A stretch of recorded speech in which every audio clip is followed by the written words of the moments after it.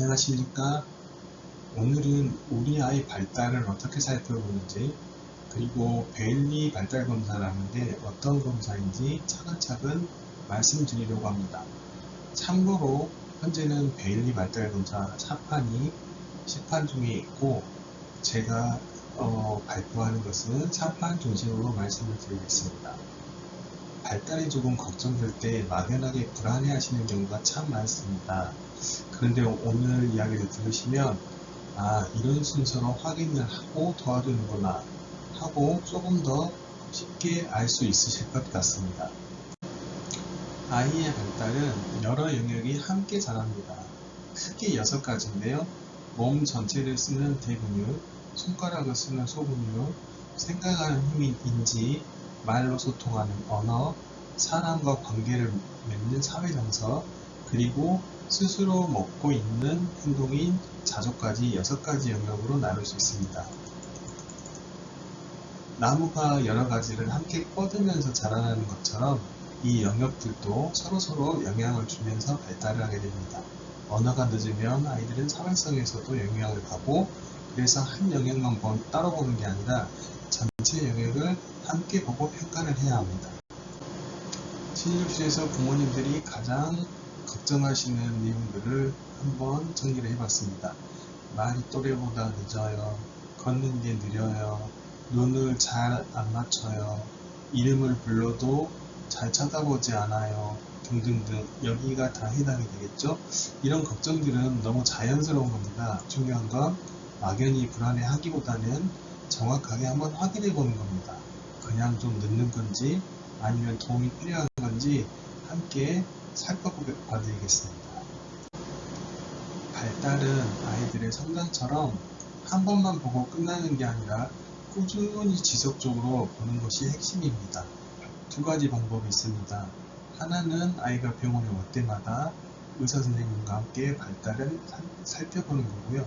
또 하나는 영유아건강검진 때 받는 발달 선별검사 KDST입니다. 보시면 태어나서부터 71개월까지 여러 번 시기가 정해져 있습니다.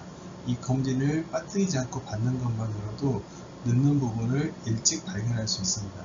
사실 이게 제일 쉽고 확실한 방법입니다.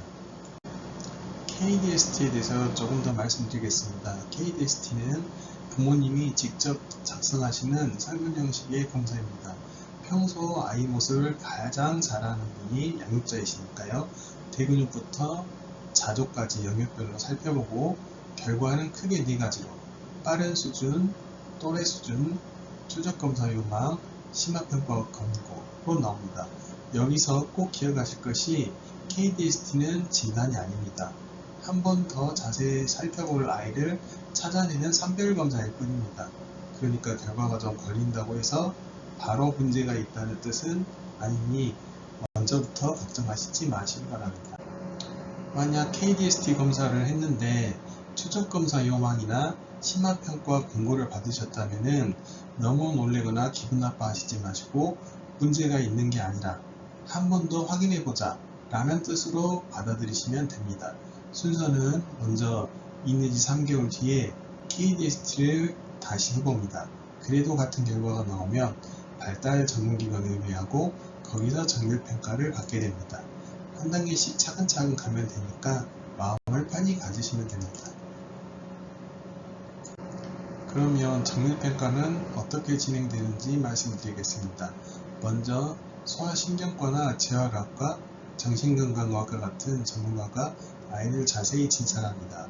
그리고 그 다음에 인지, 언어, 운동, 심리 같은 영역별로 표준화된 검사를 해서 발달 수준을 정확히 측정합니다. 그리고 필요하면 청력이나 시력검사, 의심되는 경우에는 유전이나 뇌검사를 추가하기도 합니다. 모든 아이가 이런 검사를 다 받는 건 아니고 꼭 필요할 때만 이런 검사를 받게 됩니다.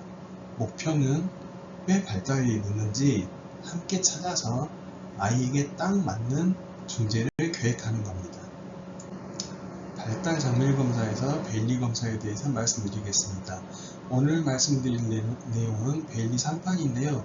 현재는 베일리 3판이 10판 중에 있습니다. 베일리 검사는 전 세계에서 가장 널리 쓰이는 영유아 발달 검사 중 하나입니다. 생후 1개월부터 42개월, 그러니까 한 3살 반 정도까지 받을 수 있습니다. 훈련받은 전문가가 아이와 직접 놀듯이 상호작용하면서 진행하고 부모님 설문도 함께 나갑니다. 시간은 아이 컨디션에 따라 다른데 30분에서 90분 정도 걸립니다. 아이가 검사를 받는다고 느끼지 않게 장난감으로 놀이처럼 하니까 너무 걱정하지 않으셔도 됩니다. 베일리 검사로 할 수 있는 영역은 크게 5가지입니다. 생각하는 힘인 인지, 알아듣고 표현하는 언어, 몸을 쓰는 운동, 감정과 관계의 사회, 정서, 그리고 일상생활을 스스로 하는 자동행동까지 5가지 영역을 알 수가 있습니다. 이걸로 우리 아이가 지금 어느 수준인지, 어떤 부분이 강점이고 어떤 부분이 더 도움이 필요한지를 알 수 있습니다. 그래서 베일리 발달 검사로 치료나 교육계획을 세우는데 도움이 되고 기초선이 되고요. 나중에 치료를 받으면서 얼마나 좋아졌는지 비교하는 데도 쓰일 수 있습니다. 이제 부모님들이 관심이 있으실 발달 이정표에 대해서 영역별로 말씀드리겠습니다. 보통 12에서 15개월 사이에 혼자 걷고 2돌쯤 되면 공을 차고 2발로 점프를 할 수 있습니다. 3돌쯤 되면 한 발로 잠깐 서거나 3발 자전거를 탈 수가 있습니다. 오른쪽에 빨간색으로 표시된 게 그 레드 플래그 사인으로 4개월 때 목을 묶어두거나 9개월에 혼자 앉지 못하거나 18개월에 혼자 걷지 못하면 상담을 한번 받아보시는 게 좋습니다. 다만 아이마다 속도 차이는 있으니 한 가지만 가지고 너무 단정하시지 마십시오. 이정표 중 언어 이정표에 대해서 말씀드리겠습니다. 덜 무렵이면 아이는 의미 있는 단어를 하나 정도 말할 수 있고 손가락으로 가리키기를 할 수 있습니다. 18에서 24개월이면 나라는 말을 하고 단어가 50개 정도로 늘어납니다. 2~3살 정도 되면 단어를 조합해서 말하고 뭐야? 하고 질문도 자주 하게 되죠. 그런데 부모님들은 단어 수, 개수에만 신경을 쓰시는 경우가 많은데 사실은 의사소통하는 의도, 눈맞춤이나 몸짓으로 주고받는 소통이 더 중요합니다. 빨간 레드 플래그 사인은 돌에 이름을 불러도 반응이 없거나 18개월에 단어를 6개도 말하지 못하거나 24개월에 2단어를 연결하지 못하는 경우는 상담을 받아보시기 바랍니다. 사회정서 발달 이정표에 대해서 말씀드리겠습니다. 생후 2달쯤 되면 아이들은 사회적인 미소로 사람을 보면 방긋 웃게 됩니다. 8에서 12개월 정도 되면 부모랑 같은 걸 쳐다보는 공동주의가 생깁니다. 15개월이 되면 손으로 가리키거나 보여주고 2돌 전후로 어른을 따라하면서 나라는 개념이 생기기 시작합니다. 빨간 사인은 6개월에 사회적인 미소가 없거나 9개월에 소리와 미소를 주고받지 않거나 15개월에 가리키기가 없는 경우입니다. 이런 경우는 꼭 상담을 받아보시기 바랍니다. 만약 베일리 발달 검사와 같은 장내 검사를 받으실 때 부모님께서 준비하시면 좋은 일입니다. 첫째, 아이가 배고프거나 졸리지 않은 컨디션이 제일 좋은 상태로 오시면 좋습니다. 둘째, 부모님이 옆에 함께 계시면 아이가 안정되고 평소의 모습이 잘 나옵니다.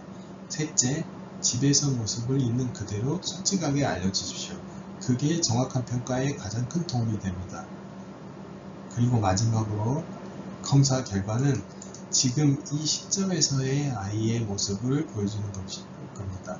한 번 결과로 아이의 상태를 낙인 찍거나 단정하지 마시고 꾸준히 함께 지켜보는 것도 중요합니다. 오늘 말씀드린 것 중에서 가장 중요한 게 뭐냐 라고 말씀을 하신다면 빠른 발견과 빠른 도움입니다. 3돌 이전의 이른 개입이 이후 발달에 정말 큰 차이를 만든다고 알려져 있습니다. 그리고 검사 결과 그 자체보다 중요한 건 아이에게 맞는 중재를 꾸준히 이어가는 겁니다. 무엇보다 가족과 주변의 따뜻한 지지가 아이한테는 가장 큰 힘이 됩니다.